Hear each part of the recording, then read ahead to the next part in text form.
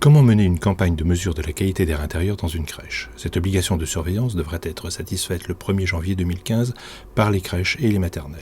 Cette mesure découle de la loi Grenelle 2 de juillet 2010. Formulée aux propriétaires et exploitants des lieux recevant du public, cette obligation repose sur 2 décrets, celui du 2 décembre 2011 et celui du 5 janvier 2012, qui définit les mesures des polluants, gaz carbonique, benzène et formaldéhyde. Un guide d'application de la surveillance de ces polluants a été rédigé par le Laboratoire central de surveillance de la qualité de l'air. Il est diffusé par l'INERIS. Nous allons présenter ici l'initiative d'un exploitant de crèche, Crèche Attitude, qui va développer ce type de campagne sur ses 90 établissements en France. David Fillon, fondateur et directeur général de Crèche Attitude, nous présente la démarche de son entreprise au regard de cette obligation réglementaire. Pourquoi Crèche Attitude engagé dans cette préfiguration d'analyse de la qualité d'air intérieur des crèches?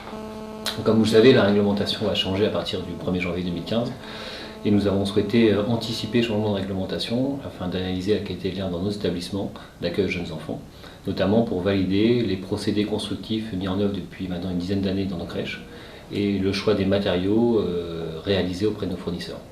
En effet, nous avons engagé une démarche spécifique d'aménagement au sein de nos établissements qui prévoit notamment la suppression de la plupart des matériaux polluants dans nos crèches, la mise en place d'installations qui permettent le renouvellement de la qualité de l'air, et également une sélection de fournisseurs bien spécifiques qui répondent à notre cahier des charges. L'objectif de l'étude menée est de vérifier que nos préconisations fonctionnent bien et apportent toute satisfaction par rapport aux objectifs mis en place à partir de 2015.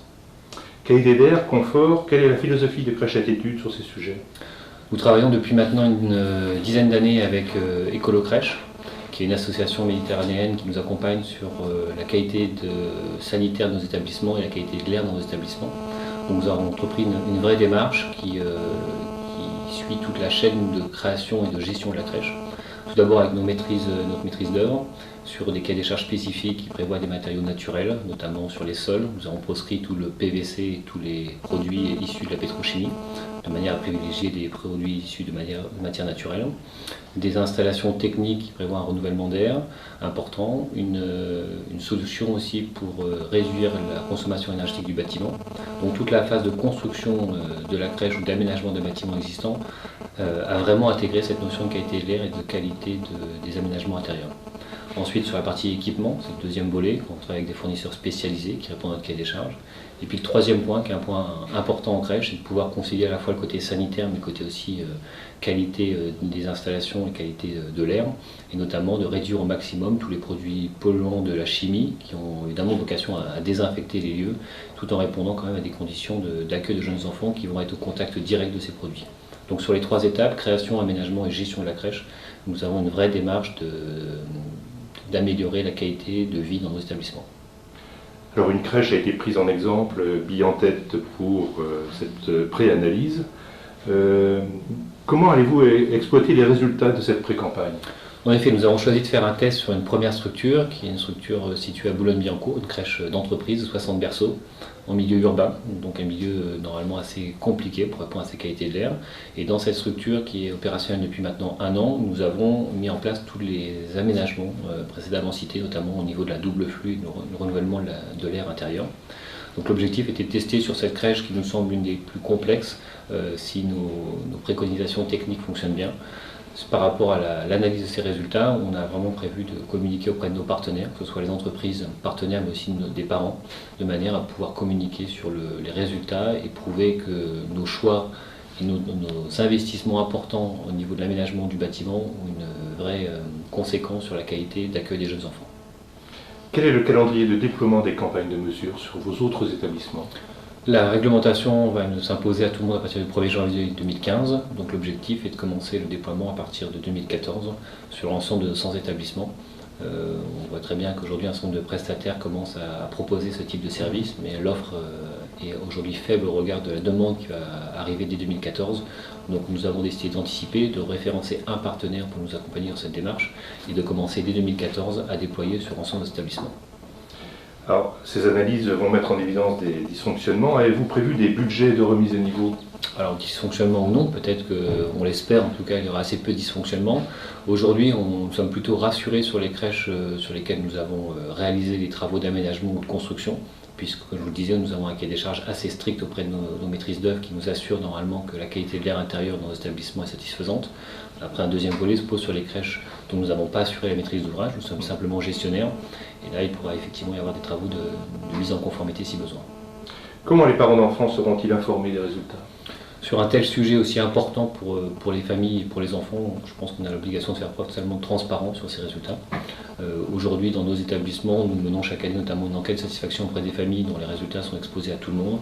Au même titre que cette enquête de satisfaction, les résultats de l'étude de la qualité de l'air seront diffusés aux clients, collectivités ou entreprises, mais également aux parents, et toujours bien sûr accompagnés de mesures à mettre en œuvre si besoin.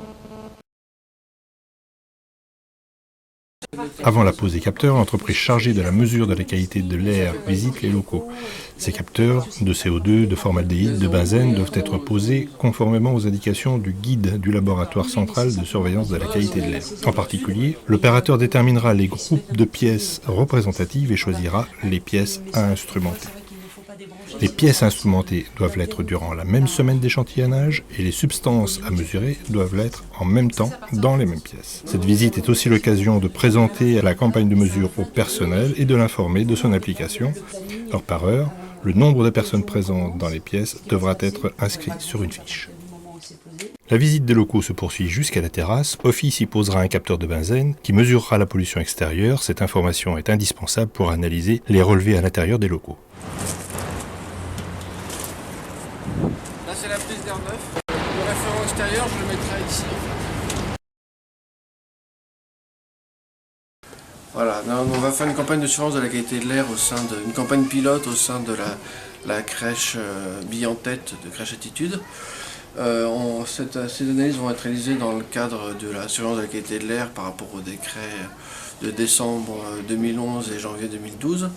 C'est une campagne pilote, c'est-à-dire qu'on va faire à la manière de la réglementation, mais avec des conditions un petit peu différentes de la campagne réglementaire, à savoir qu'on va faire des mesures de CO2 en avril, alors que normalement la campagne de CO2 c'est en période de chauffe.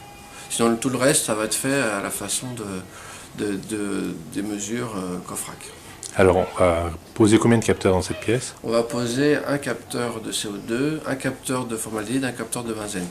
Il faut savoir qu'il y aura une des salles où on mettra un réplica en formaldéhyde et en benzène pour confirmer la véracité de la méthode au niveau des analyses. Combien de temps durera la pose de ces capteurs? La pause, ça ne dure pas très longtemps par point, et après ils vont rester 4 jours et demi. Donc aujourd'hui, début de semaine, lundi. Et on dépose des capteurs vendredi après-midi. Les capteurs de CO2 sont posés dans l'ambiance des pièces. Cet appareil à infrarouge réalise une moyenne de mesure toutes les 10 minutes. Je vais vérifier la ventilation.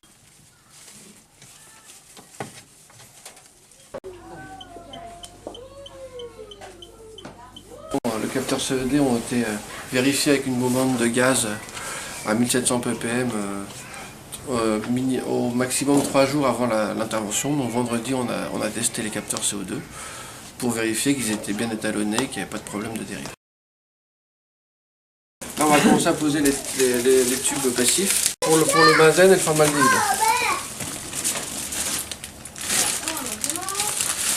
On introduit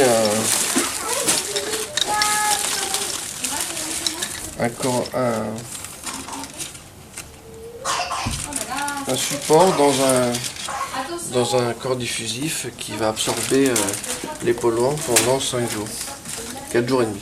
Les capteurs composés d'un corps diffusif et d'un absorbant sont fixés sur un support. Le capteur jaune absorbe le benzène, le bleu le formaldéhyde. Chaque capteur est référencé sur une fiche qui indique la pièce où il a été posé. Un enregistreur de température de la taille d'une pile bouton est joint à chaque groupe de capteurs. C'est une cabine qui va permettre de protéger les cartouches de benzène pour mesurer le référent extérieur en fait. La procédure de mesure oblige à renseigner plusieurs questionnaires sur les locaux qui font l'objet de la campagne et sur leur occupation. Le personnel devra renseigner une fiche où le nombre de personnes présentes dans les pièces sera indiqué heure par heure. Un autre questionnaire renseignera sur l'état intérieur des locaux, type de mobilier, revêtement de murs et de sol. Des modèles de questionnaires sont disponibles dans le guide du laboratoire central de surveillance de la qualité de l'air. Retour à la crèche Bille-en-Tête après 4 jours et demi de mesure. Avant la dépose des capteurs, on vérifie les fiches d'occupation des salles. Oui, pour la fiche d'occupation. 14. 14, à partir de quelle heure 14, 9h. Il y a des valeurs, on ne dépasse pas les 1500 ppm sur toute la durée des mesures. Donc on devrait avoir un indice de confinement pas trop important.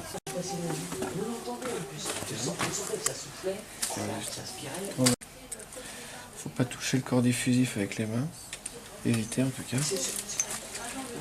Et on dépose et on piège. À partir de là, il n'y a plus d'absorption des polluants. Les tubes formaldéhyde, il faut les mettre à l'abri de la lumière, donc dans une enveloppe étanche.